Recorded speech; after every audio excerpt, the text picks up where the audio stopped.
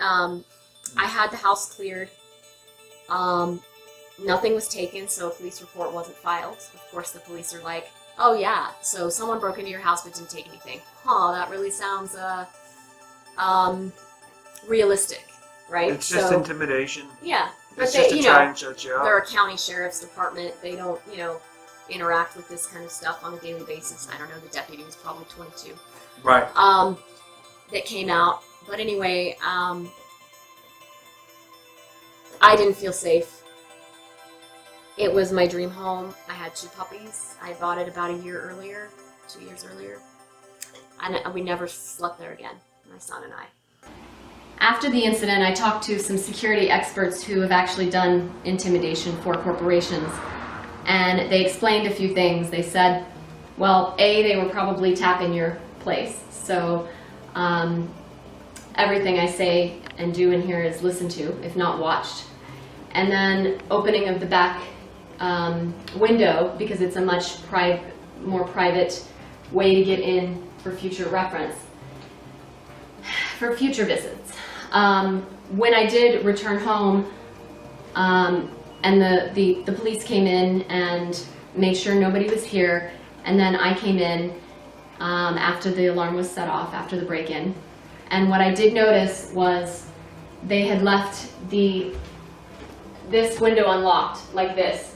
And before I left for Sacramento, all of the windows and doors were locked, double locked actually. I went through twice to make sure that they were locked. So after that happened, I didn't really feel comfortable sleeping in my house again because, of course, they could come in and disarm my alarm whenever they wanted. There wasn't really another way to secure the system. I changed the code, but again, who knows how they got the code in the first place. The security expert is pretty convinced that the house is tapped. My phone is being listened to, my conversation, my text messages, and then my computer, both my computers as well.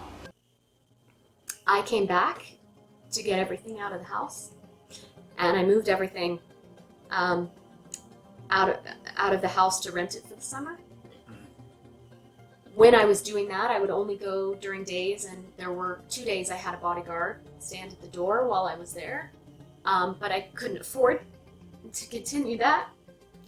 But I did, and the sad thing is that on that 4th day that I was there getting things out in the middle of the day, there was someone that came to the door and pounded really, really aggressively, but I couldn't, I was alone, and so I just hid and cried in the kitchen. But anyway, they came back at night when I wasn't there. They came back, God, was it 4 or 5 times, and they did things like, I know that they tapped my house. I don't know if it was the first time when they hide a key or if it was when they came back in that 5 minutes.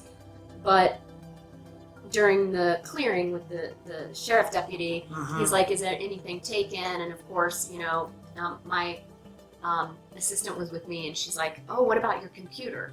And so the guy goes, where's your computer? And I said, on top of the microwave, it's hidden. They probably didn't find it. And then I go, and of course they didn't find it. It was like in between the counter and the microwave. Stowed away. I don't use microwaves, so it was totally safe there. And I came back one day, and that was open on my kitchen floor. The next thing that happened actually was with my computer. So one of the things that the police wanted to know was if anything was taken in the break-in. Of course, nothing was, because they weren't here to take anything. I did have a computer here in a hiding spot, and when the police were here, I did actually come and look to make sure the computer was still here, and it's here above the microwave is its hiding spot. It's not a place anyone would know to look for the computer, and it's not, especially in being here in only 4 minutes. 2 days later, after that happened, after the break-in happened, I walked into my place to move some stuff out, and the computer was taken from its hiding place and put in the middle of the floor. And so I came back home to pick up some stuff. I wasn't staying here any longer. And that message was there, which was obviously very scary because clearly somebody had been listening in, if not watching, as to where the computer was. So after that, I decided that it would be best to get out of town, and I left town for a couple of weeks and really went off the grid for a good part of that. And then that was one time, and then another time they came into my garage and, actually I should mention, and this was really, so I had 2 puppies and I had the neighbors watching them when I was in Europe taking him to safety, and they knew the day I was coming back from Europe. And so they had gone into my garage and they had taken out my ladder. And remember I had told you they were in my bedrooms? They put the ladder underneath my bedroom window. So after the computer incident and leaving town for 2 weeks, the day that I came back, I had a friend come with me, and him and I arrived at my place and found a ladder open right in front of my door, looking into the windows, the bedroom window. And so I arrived from Europe, a friend picked me up at the airport, and I arrive and my neighbor comes running out and she's like, I don't know what this is. That was not there yesterday. Someone came in your garage last night. And she was freaked out. The neighbor who was feeding my dogs came over after half an hour after we found the ladder, and she asked, so what's with the ladder? And I said, I don't know. I mean, I didn't put it there. And she said, well, it wasn't there yesterday. And she's like, is that your ladder? I said, yeah, that's my ladder. It was in the garage. She was really, really freaked out over that, obviously.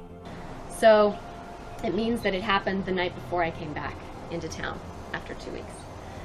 Now, this is my ladder, but this ladder lives in the garage. So it was clear that somebody had accessed the garage, brought out the ladder through the side of my house, opened it, looking right up into the window, and this happens to be the only window that I had blinds open.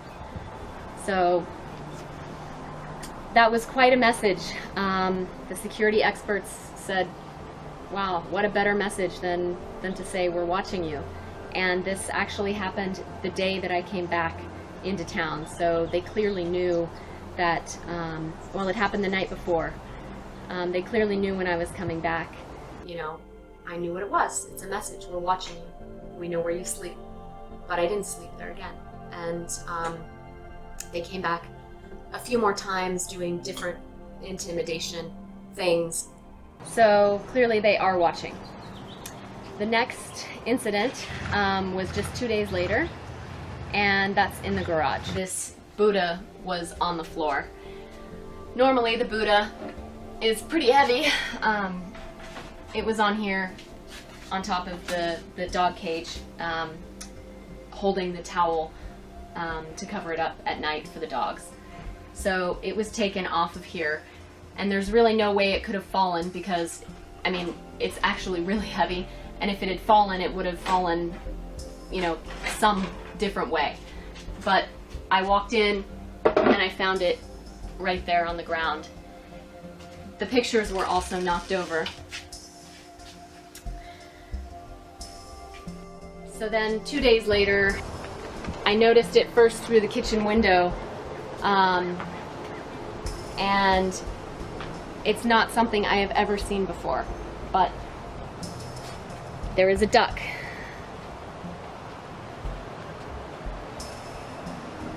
On my table. And when I talked to the security experts, I said, I don't understand the duck. And then it came to me that I had been on my phone having a lot of conversations about people asking me, you know, are you staying at your house? What are you going to do? And I used the term repeatedly, well, I'm not staying at my house. I feel like a sitting duck because they can get in at any time. And, you know, I'm a sitting duck. And So that was actually quite disturbing to come home to. Now I have a duck. I have never seen it before. It's not mine. Nobody else is having access that would bring a duck. It's a clear message that, again, they are watching me. And the intimidation is quite, intimidating. And it's quite scary.